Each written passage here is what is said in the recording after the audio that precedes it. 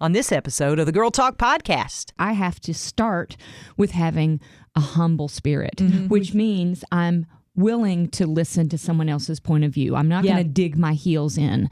And then I can be authentically kind.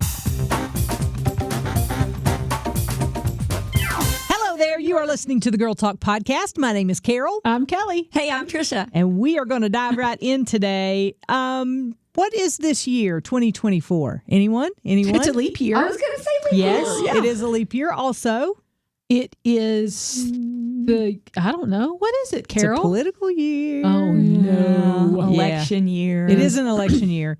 So I thought we would dive in because I think there's been a lot of discussion about the last election and how to move forward and do so with a biblical perspective and taking into account our belief, right? Does that make sense? A lot of people who were Christians voted one way last time, and maybe their views and opinions didn't line up with the person that they voted for. So there was a lot of discussion after that about different things. So I thought we would dive in by saying, how do you disagree with somebody but continue a relationship? And should you? Let's start at that place. Like what I think, and $4 can get you a coffee at Starbucks. But what I think is, I think we always need to be in conversation with people who think differently than we do. Sure. Yep. There is a Why do you think tendency to only surround yourself with people who agree with you because that's easier. Mm-hmm. But I think the older I get, the more I realize that sometimes people that disagree with you can teach you a lot. And that would start from the presumption that you don't know everything. And the older I get, the less I know. Mm-hmm. Like, I just feel in my heart that I want more conversations with people who don't agree with me because I think everybody can teach you something. Not because I don't know what I believe, but because I think there may be things I haven't thought of yet. Sure. Right. So I think it's very important to have conversations and to have relationships with people who don't believe the same way that you do. Mm-hmm. Well, and those conversations, too, can help us learn a way to have a conversation with a difficult person. Right. That the more we practice having those kinds of conversations, the better we get at it. Yeah. But I will say this, we've forgotten how to have conversations. I can remember a time where, if you were a part of one party or if you were a part of another party, you could still have conversations about things.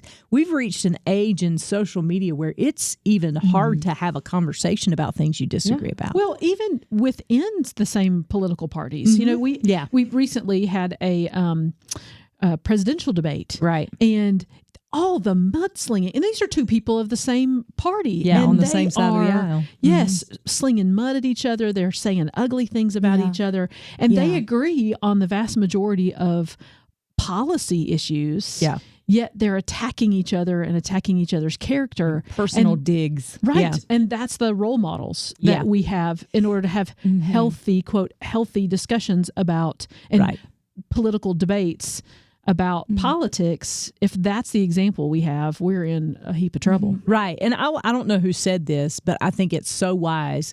They said, we don't have to agree on anything, but we can still be kind. Like, we don't have to agree, but we can be kind. And I think that is our call as believers, because there was a time where we didn't know the truth. And I'm talking about the truth of our faith. Sure. We all were lost at one time.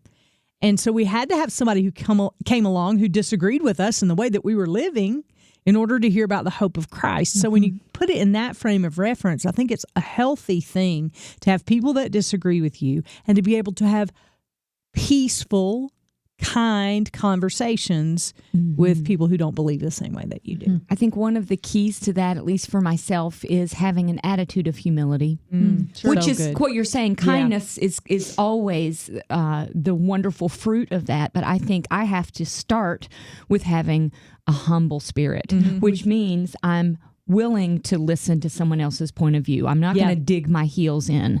I have to admit that I don't know everything, and so I can listen to that person from that standpoint, and then I can be authentically kind. Yeah. And I think another thing too, when you're in a relationship with somebody who doesn't believe the same way you do, is to be curious. Curious. Like ask questions without being demeaning. Yeah. Because there is a way to ask a question where you feel like you're looking down on somebody. But just ask a question to be curious about, diving deeper into what they believe and the stance that they're taking on certain issues. Be curious, be kind. Anything else that you guys would add to that? Yeah, curious was definitely the one I was going to say as well. But I also think it's really important for us as believers to remember that we have been given the fruits of the Spirit. And that's the way we need to interact with the world around us, with love and with joy and with peace and with patience and with kindness and with goodness and with gentleness and faithfulness and self-control. And when we remember that that's the filter through which we should have all of our interactions with believers and non-believers, that we're able to represent Christ in a much better way in all the conversations that we have.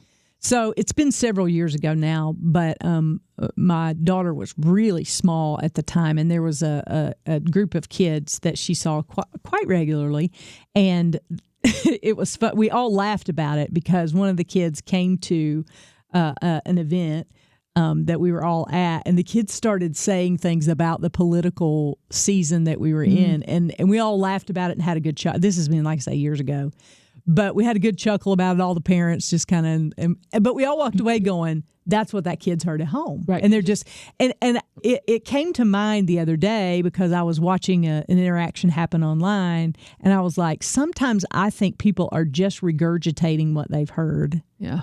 So much that they think that is their truth. They don't really take time to investigate and don't really take time to dig deep on the issues, and they're just regurgitating what they've heard on this newscast or that newscast. I mean, whatever the case may be, but it took me back to that time where it was obvious that this child was just repeating what they'd heard at home, and we all had a good laugh about it, and it was over with. But I think that's what happens a lot of times when you hear people are so outspoken about a particular issue or a particular person, is that's uncovering something maybe deeper in that person's life than we're willing to look or go deep with them about. That's true. That's true. And there is a newscast for whatever you want to believe.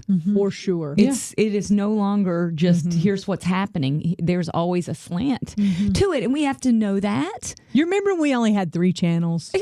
Oh, yes. I told my ABC, daughter that. NBC, and Fox. No. CBS. ABC, CBS. NBC, and CBS. CBS, right. Yes. And like you had to get up and change the channels. And it was a dial. Yes. And I told my daughter that, and she was like, what did you what if you didn't like what was on those 3 channels? I was like, we didn't even have like video cassettes. We had to watch what was on TV. We didn't have any other choice. And she thought I was a dinosaur. And it used to turn off at a certain time of night and just went to white noise. It play like the Star Spangled Banner and then went off, didn't it? Yes. Yeah. It did. But Those there were was the a days. lot less Showing our age, girls. opinion out there. I show my age everywhere I go. But there was a lot less opinion out there, publicized opinion, and fewer personalities who are spouting their opinion. And, we get personalities, big personalities, and if you don't know where you stand, you go along with what they say because they've got this big cult of personality, and you're like, oh, okay. Yeah. So I think we do have to do our own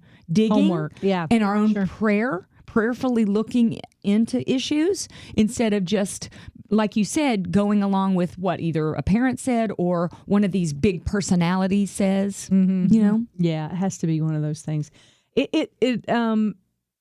It is so volatile right now online. What do you think is the key to bringing peace to the conversation? I have to laugh because I don't do a lot of political stuff. I don't follow it all that much. But if you look, there is no other realm of life where people are so rude to each other. Oh, yeah. You would never be so rude about someone store. else's grocery store choices. What in the world do you think you're doing with those frosted mini wheats? You took the last basket of eggs or whatever. I mean, people get crazy. And you wouldn't do that to someone's financial situation. You wouldn't do that to someone's work. Like, what do you mean you're a DJ? Right. I hadn't thought about that. It's the only realm where people feel like it is their right to be so aggressive. Right. Yeah. Right? Yeah. Uh-huh.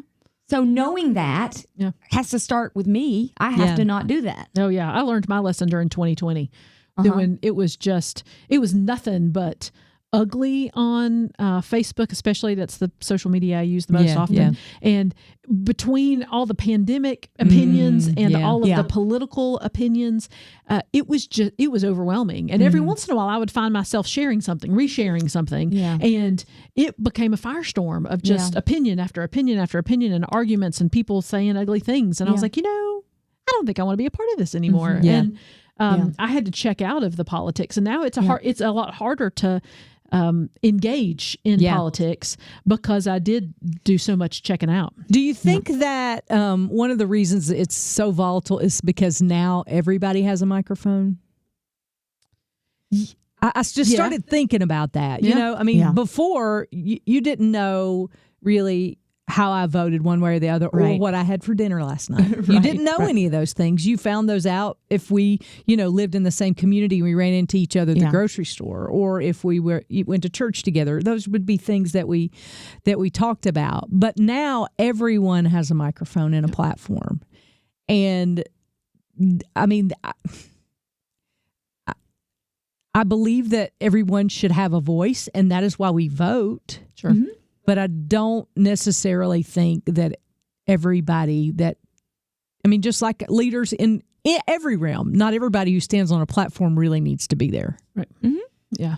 I also think that we have lost respect for each other. And, I'm just thinking about like political debates that back in the day, you actually used to have debates where people would actually talk about the topics. And there was a little bit of that, ugliness. There's always been ugliness in human hearts, but there was a little bit of that ugliness in politics, but it is on steroids. That's true. And because it's on steroids, that's how the rest of us have started playing out.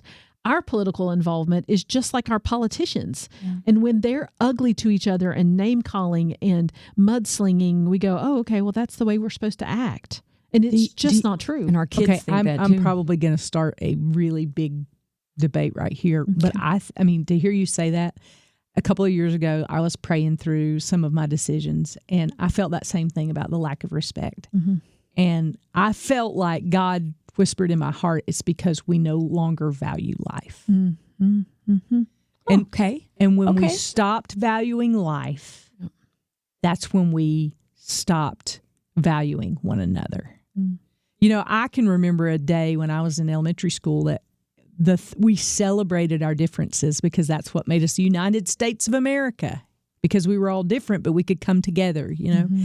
And I felt in my heart several years back that was one of the reasons that I felt like we had lost respect for one another because we no longer value life. Mm-hmm. And you see it how many times have you turned on the television and watched the evening news where you hadn't seen a shooting or some kind of terrible thing happening that didn't need to happen, some senseless act of violence, because we don't value life anymore, And so that has been very close to my heart over the last several years, just in thinking about how'd we get here? Well, I can tell you how I think some of that slippery slope happened, and it's TV shows, movies, and video games. Oh, yeah. We normalize all sorts of things that shouldn't be. Yeah. Do you remember when you first had a kid and you were like super sensitive to everything and you turned everything off? Like you didn't watch the news as much anymore because you wanted them to learn their primary colors. Right. And that anytime you watched a show, you're like, did they always say those words? Because now I don't want them said in front of my kid, that kind of thing. Yeah, the filter. It is desensitizing. I noticed it more when I had my girl and started trying to protect her from those things. Your senses are heightened to it, but I think you're right. Yeah, we've desensitized ourselves through media, and we no longer find anything shocking. Mm-hmm. That's true. I think we've also gotten to a place where we no longer respect each other's experiences. And tell me what you mean by that. So I think I think it goes back to this whole My Truth movement as well. Yeah. That when we start throwing around the word truth as if it is actually truth, then we start to put up defenses as opposed to really calling it what it is and calling it opinions or calling it experiences or calling it your worldview or your something like that, which does lead to us having differences. You know, now it becomes, it's my truth.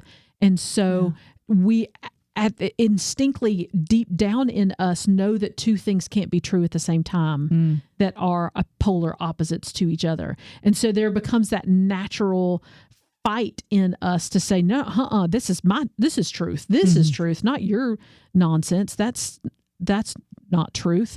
And so we start to devalue other people's experiences and frame of reference because we've elevated how important that is. You know, so we're not able to really look at each other and say, hey, you have a different worldview, a different experience, a different set of beliefs. And that can be beautiful, but it's not necessarily truth. Does that make sense? That we just elevated this whole concept of, you know, worldly truth to a platform that it doesn't deserve.